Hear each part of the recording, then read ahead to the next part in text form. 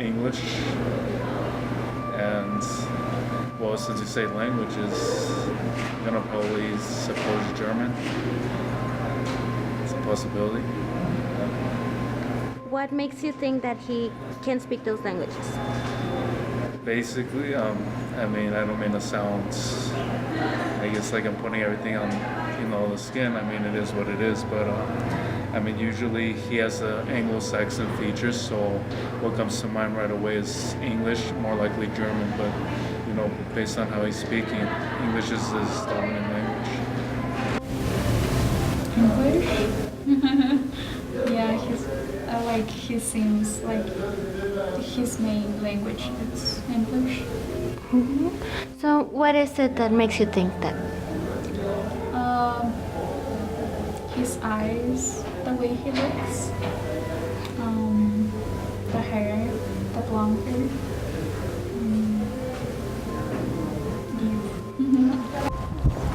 Obviously English. I don't know, maybe he has Spanish blood in him. Maybe he speaks Spanish at home. I know a lot of fair people that speak Spanish. I've never met anybody who thought I spoke Spanish. Yeah. It's always the opposite. Nobody would think I speak Spanish. So people, if people are having a private conversation, they'll always speak Spanish. If they know Spanish, they'll start, and it's kind of I know what you're saying. I don't really say anything, but I just kind of ignore it. It shouldn't be like that. But it's also I've done it to other people here on the border. I go sometimes to play soccer at the rec, and the rec center here at UTEP, and I'll be speaking with some people in Spanish or whatever, and then somebody who looks like they would know Spanish, I start talking to them, they're they don't know Spanish. Or it's happened to some of the students from Brazil, and I'm not sure if they speak Spanish or not, and I start talking in Spanish and they don't know Spanish. And so I've actually done it to other people, which is kind of I'm more careful now when I assume people speak a language just because of the way they look. I was born here, my parents were missionaries, so when I was about almost 1 year old, I moved down there to central Mexico. And yeah, so I grew up there as a kid, learning both languages, English and Spanish. I'm more comfortable speaking English, especially since I live in the US now and I mainly speak English. And like I said, I was taught school, I was homeschooled, so I learned everything in English, and so all the terms and a lot of words, I never use them in Spanish, so I'm not as comfortable. But I think it's just easier because that's my parents' first language to speak to us in that language. And so in our house, it was just English. And even when I got older, even being around others that spoke Spanish, even I don't know, with friends or whatever, I just speak to my family in English and switch back to Spanish. It was always Yeah, the same happens to me. Like I say, my stepdad is from Oregon, so at the house I have hard Spanish, mi mamá diciendo cabrones o chingao, the hard stuff, y luego mi padrastro usa hablando en inglés, I have ese contraste de lenguaje bien fuerte. Por eso me atrevo a, because I'm actually talking to my mom and to switch to talk to my dad or even translate or be that connection between them. Para empezar, no me gustaba el inglés. I didn't like to speak English. I was nah, I'm comfortable. I came to this country when I was 12, so I was fluent in Spanish. I knew everything. I mean, the basics in Spanish. But it wasn't until I get to my 20s when I realized that I needed to be able to handle English, to embrace the language more. Yo vengo a este país y vengo ya con un idioma, el español, y luego tengo que aprender el inglés. Y siento que tengo un mindset, una mentalidad, a set of rules que yo tengo que quebrarlas. Tengo la idea como ahorita, like we're doing here, we're breaking the rules. Y tengo esta idea, siempre que con esta idea de que tengo que romper esas barreras del lenguaje, ¿no? El quebrar las reglas. El lenguaje tiene reglas. You speak English, you speak Spanish. Antes se decía que en este país, estás en Estados Unidos, you need to speak English. Y para mí era como el no quebrar esa barrera, ¿no? El quebrar, como tuve ese cambio, yo creo, no sé, como que para mí también fue siempre romper las reglas. That's my mindset. Y eso me identifica. Y siento que a gente de la frontera people who speak various languages, even 2, 3 languages, creo que lo identifica mucho. Es gente muy liberal, gente que le gusta quebrar las reglas y aprender y abrirse a otras culturas, a otras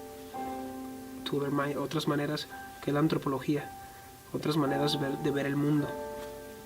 My upbringing was a little different. I grew up in a predominantly English-speaking family, and when I questioned my parents, because a lot of my friends spoke only Spanish, and so it was hard for me to communicate because I didn't grow up speaking Spanish. Not even my grandmother or great-grandmother ever spoke to me in Spanish. They spoke to me in choppy English, but English. Well, for me, it was a different story.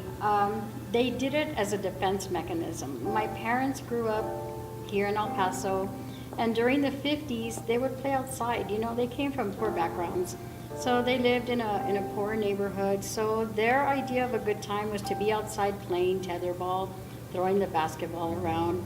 And every day when they were there on the corner, they were getting harassed by immigration. And my parents were American citizens. They were not, they were born here. My grandmother was born here in New Mexico. So I'm like 4th generation here. And so the only reason that they forbid us and made us speak English is because they didn't want us to suffer the same fate. So they did this as a defense mechanism. It wasn't that we were ashamed of it, they wanted us to have a better life. In a way, I kind of felt after I grew up that I was missing something, because to me, communication is a big deal. You know, now that I have to teach classes, if I can't communicate with my students, then I'm at a loss. And so I try to teach my kids, you know, once I had them, you know, you need to know both. If you're going to communicate, you need to know both. Because I think that not knowing both, that lack of communication is why I think there still exists a little bit of animosity. You know, we should be all one people, but we're divided in that sense. And I think that language plays a big part of that.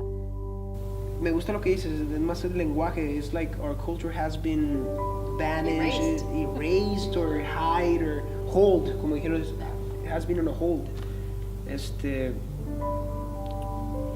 Pero no hay nada que podamos hacer con eso. It's the way that. And I'm proud to be an American. I don't want anybody to think I'm not. I mean, I'm not an American, but I'm proud of being here in the United States, working and doing what I'm doing. And I'm not even an American. I guess I want to be an American without sacrificing who I am. Exactly. That's it. Yeah, exactly. You know? My name is Jose Valadez. I'm a student at UTEP, majoring in psychology, minoring in Chicano studies. I'm an immigrant with my mother. When we came here, the reason that English was my first language was because she was either working, mopping, doing odd jobs, but I would hang around a lot with the kids from the people that would hire my mom. So I started speaking more English than anything. There was a point in the relationship between me and my mom that was very difficult because I didn't understand her, or I couldn't communicate with her. So that was very frustrating. Spanish didn't come maybe when I was probably 6, 7. Hearing the elders talk, of course, sitting around them, trying to, for me, English was, I learned it because of who I was, my environment. When I would get home, the Spanish, my mom didn't speak enough to me because I didn't spend it with me, because I didn't spend enough time with her. So when it was time to interact with my mom, it was difficult. There was just more sign language, more hand gestures, like do this, do that. And that's the way I communicated with my mom at the beginning when I was a child. I think what I felt is it felt that I was disconnected from my mother. And even to presently, you kind of don't find yourself. You're lost. You don't know if you belong. I mean, if you're an American or you're a Mexican, I just was in limbo. That was my experience with my mom. I think it's something inside that we want to do. I hope that maybe, Professor, if I'm wrong, but it's not that we care too much about what other people see, because we know what we have, what we've been through, we've lived life. But I think I'm with a professor. Yeah, it's a desire that I have inside me that I need to know this. And I couldn't do it when I was little. I wasn't raised this way, and there's something missing. There's something missing there, and so it's going. Not that it's going to complete me, but I think that I would feel. Yeah, you feel whole. There you go. I agree. You feel. I'm with a professor. You feel whole. Exactly. I wanna learn, and like she's saying, Day of the Dead. I've done projects. I want not to feel, but I want to really actually experience and learning. Maybe for the professor and for myself, maybe learning Spanish will give us that full experience of being Mexican, of being connected to our roots. Exactly. But a lot of people would always want to, or many people, not all people, but many people are probably like, hey, you don't need to do, but in actuality, it's part of who you are. It's part of who you are. It's part of, like Joel, I highly, even though I barely know him, I highly respect the fact that he is where I've wanted to be all my life. Yeah, exactly. And that's knowing the two language, being able to transition as perfectly. And well, that's one thing I spoke to you about when I barely met you. I was like, wow, all my life, not that I forgot because of knowing English, but you've already been But to. it's a whole culture. It's not just a language. Right. It's all the customs and all the traditions that we don't celebrate here. Yeah. It never really struck me as strange that like I would be around other people and I'd be talking to my family in English, or like my mom or my dad, and then I would switch back to Spanish and be talking to everyone else in Spanish. So it was just like normal for me.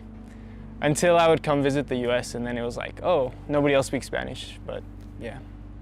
Pero a veces sometimes we can be like very far apart, como muy separados, pero seems like we grew up with the same kind of background or context somehow, no? Yeah. And we don't seem to bother to do that, like switch right. I do it a lot. Yeah. I think for all of us, even me, I'm a Pocho. I know more English. I've gone with family in Juarez, and sometimes I laugh because they're laughing, and I don't know what I'm laughing at. I have to say,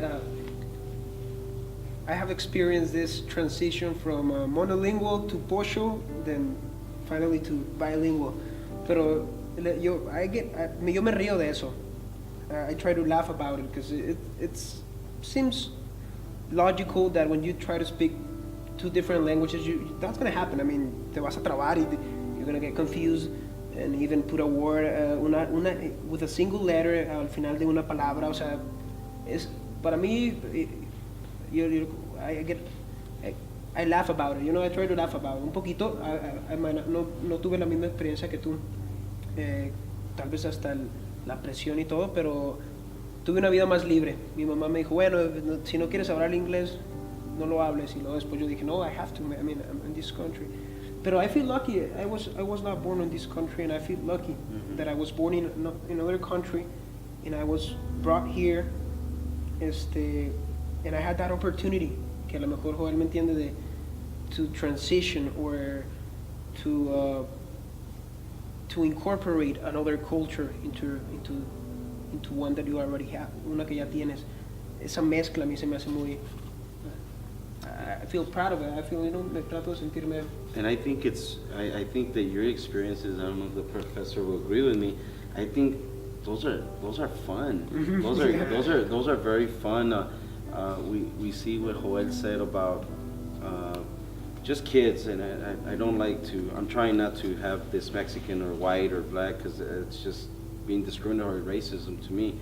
But as Joel says, we were kids, and when you have that opportunity that he and Memo had, I think they're more at ease with it. If you see how confident, and me and the professor, we struggle because now we're trying to even into the culture, which, not that, I mean, there was protection reasons, which were, I mean, it's a good reason for her to be brought up like that. But now that we might we're trying to start, and I'm sure the professor's starting to transition, because I am, we're feeling the embarrassment. It is embarrassing. Sometimes I feel ashamed that I don't know it, because the outside world does tend to try to make you feel that way. But I can't help how I was raised. Yeah. But I can do something now about it, should I choose to, and I've chosen to because I need to. ¿Qué te parece social class, mejor te digo, la clase social?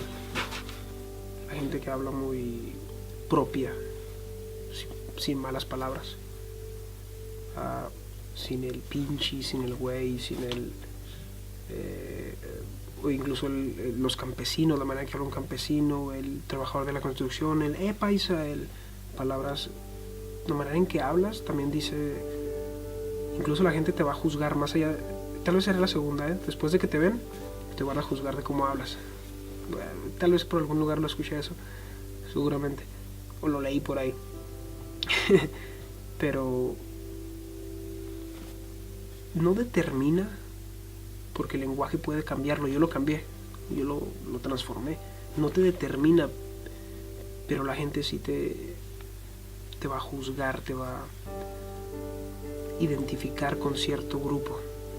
A barrier for me is because I don't know our native language, so now, as the professor says, now it's our turn to do something about it. And it's very embarrassing. I think, I don't know if the professor agree with, but even at times I don't feel I have an identity yet. Yeah. I feel like I'm still in limbo. I remember I was talking to Joel saying, or to you as well, saying, hey, I want to retire in Mexico. After that week, I went to talk to my family, and they looked at me and they said, we need to take you further into Mexico because Juarez is the only place that I've gone. And we'll tell you right now, not to hurt your feelings, but you won't make it. I was shocked, but because I don't know how to be, I mean, Joel has lived there, and he knows how people can be nice, how they can be mean, like he knows how to navigate.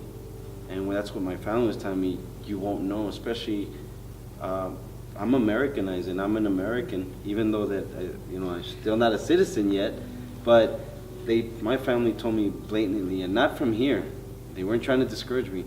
I think what they were saying is, I won't know how to handle things.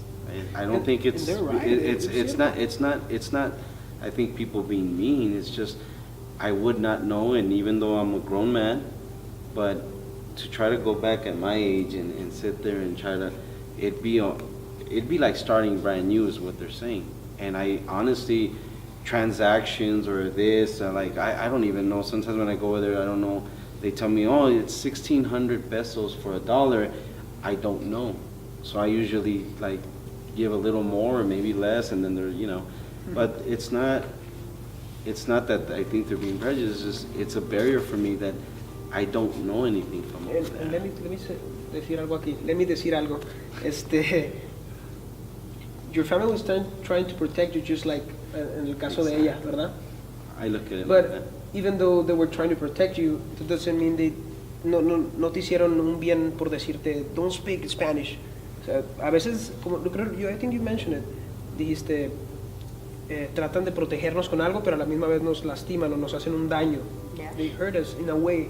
You know, as somebody who's in school, who's teaching school, Chicano studies on top of it all, that's where my shame comes from. Yeah. That I'm teaching a subject and I'm teaching about all of the societal issues and the wrongs that were done to Mexican descended people when I myself cannot speak Spanish correctly. So yeah, there's a little bit of shame when you're a scholar and you feel like, God, you're supposed to know this stuff.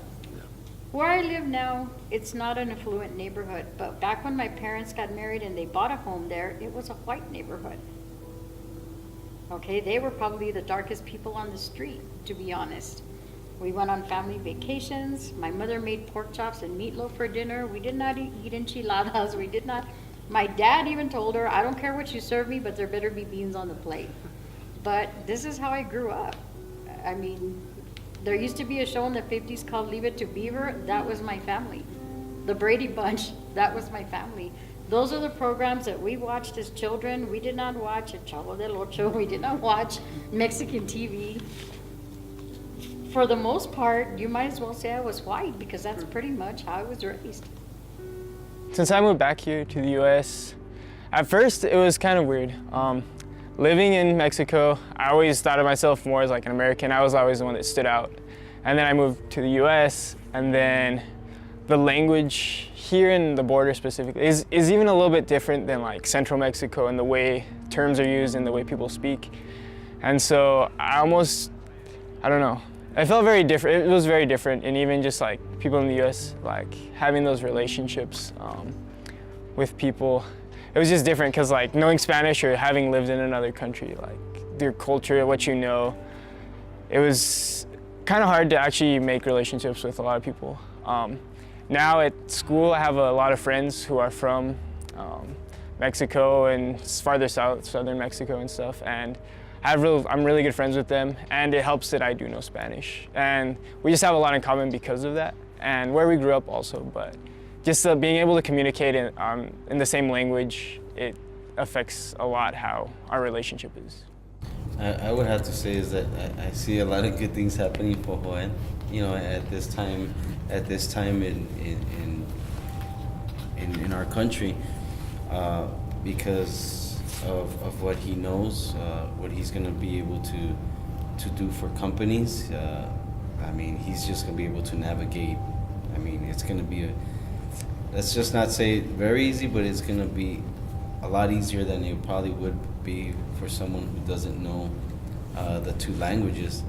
And it's not just him knowing the language. I mean, he can carry himself because he was raised over there. He is Mexican. You know, regardless if you look at the way he is Mexican. To me, he's Mexican. I would even say this, and not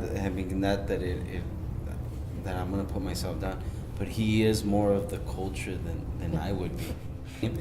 But he is of the culture, and I say this in a good way.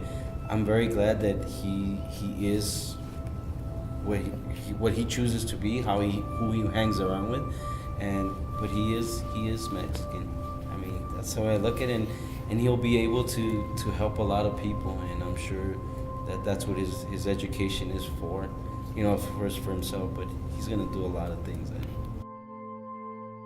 If you know another language, you just have more understanding toward other people from other places, from other cultures and other languages. And so it is impactful, and it's helpful.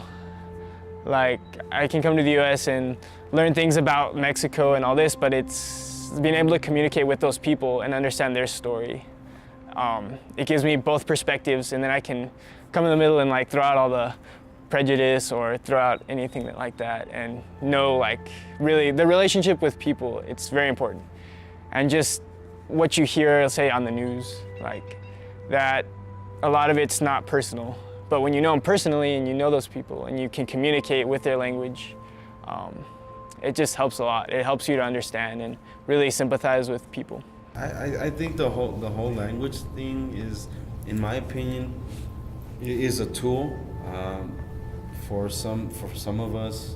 Like the professor says, It's a little deeper. it's deeper, and even in Joel's experience that I got to speak with him, he also has that desire to learn Alemán, German, and even for Memo, I'm sure he wants to get to a level in English that one day, that he will be, his character and charisma is it's awesome.